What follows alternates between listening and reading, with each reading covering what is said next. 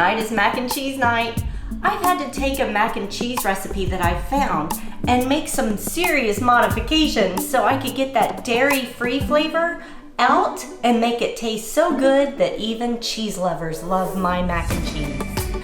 The secret to any good mac and cheese is the sauce. So here's what you will need for your sauce. I have two different kinds of cheeses that I've used. I have the cheddar and the mozzarella, both dairy-free. This equals 4 cups of cheese. I have 2.5 cups of almond milk. I have some fresh ground nutmeg. I prefer fresh ground over the spices that you buy at the store. The flavor is so much more intense. If you're going to use the spices from the store, use about a teaspoon. If you're doing fresh ground like I am, then you'll only need about 1/8 of a teaspoon. The flavor is so potent. I have 4 tablespoons of dairy-free butter, 1 tablespoon of mustard, and 3 tablespoons of flour. And finally, liquid smoke. This is the ingredient that makes this flavor so good. Finally, for your actual substance of the mac and cheese dish, I like to use elbow pasta, and I also like to use ground turkey. I get ground turkey that's already seasoned with Italian seasonings. The topping is super important for your mac and cheese. I like to make it to where it has a little bit of crunch and a whole lot of flavor. So what I've done is, instead of using a 1/2 cup of breadcrumbs, I use a full cup of cornflakes because they actually hold their crunch. This will go down to 1/2 cup after I run it through the processor. I also use a 1/4 cup of flaxseed that's ground. That helps to give it a little bit of a nutty flavor. I use 2 tablespoons of the dairy-free butter, and I use just a dash of the paprika.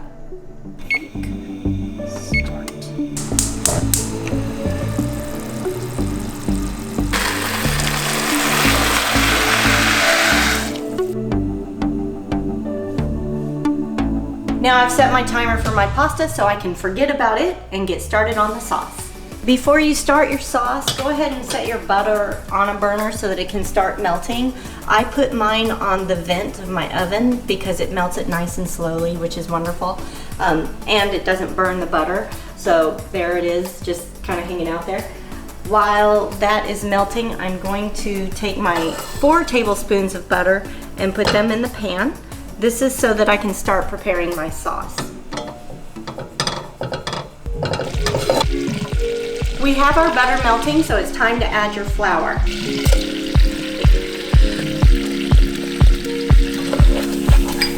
You want to stir the flour really well and keep stirring it until it thickens. Once it thickens, then you can add your milk.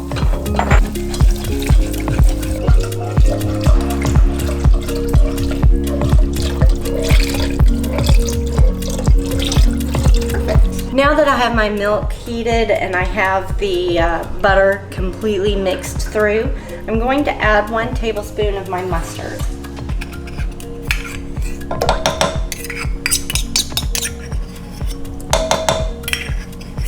I'm ready to add my nutmeg. And before I add my cheeses, I'm going to add my famous secret ingredient, some liquid smoke. Usually just about 1 capful will be perfect. Now that all my ingredients on my sauce are warm, it's time to add the cheese.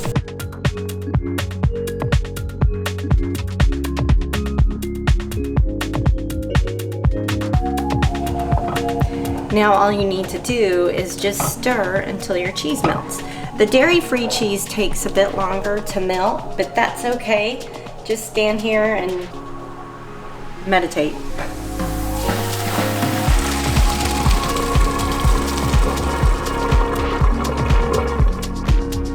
Once you have it drained, you can put it right into your baking dish. It's time for me to start adding the meat.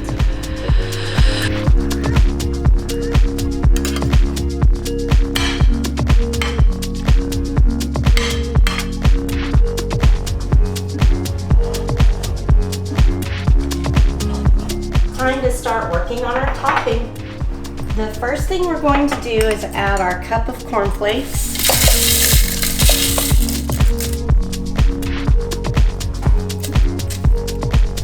That was a 1/4 cup of flaxseed.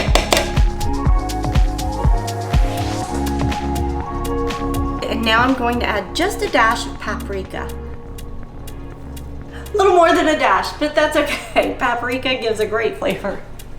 If you're using breadcrumbs, you won't have to run this stuff through the processor. You can just add your butter and blend everything together.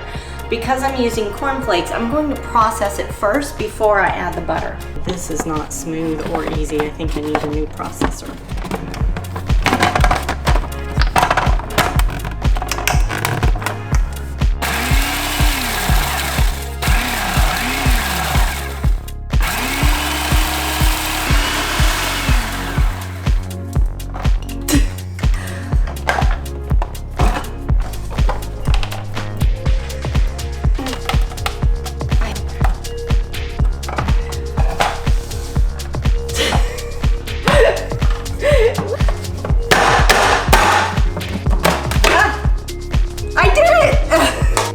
Consistency I'm looking for. I don't want it real finely processed. I do want some kind of a little, not big chunks, but I do want it chunky. Does that make sense?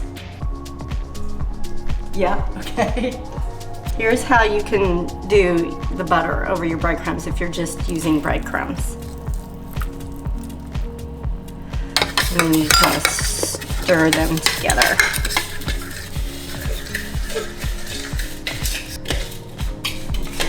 So here's what it looks like. You can see how it's just kind of, you know, in clumps. It's not real fine.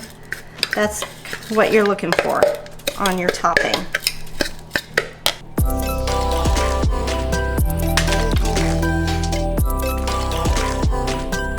Get all of this mixed together really well.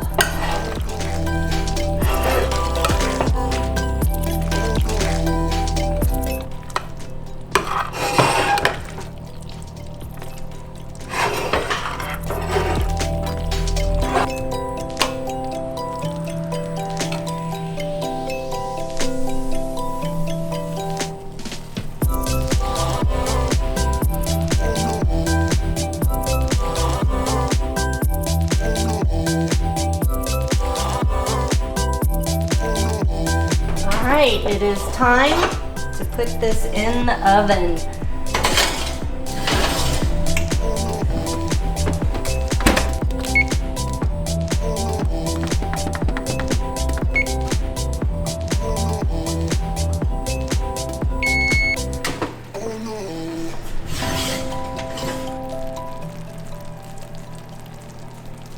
Here's our mac and cheese.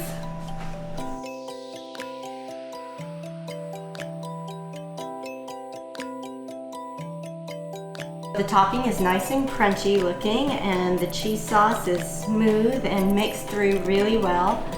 The meat is mixed in. It's everything that a perfect mac and cheese dish should have. That liquid smoke is quite aromatic. Normally I would cut this open and let you see all the stringy cheese, but I'm going to a dinner party tonight and I'm bringing my mac and cheese to the party, so I want it to look pretty for them.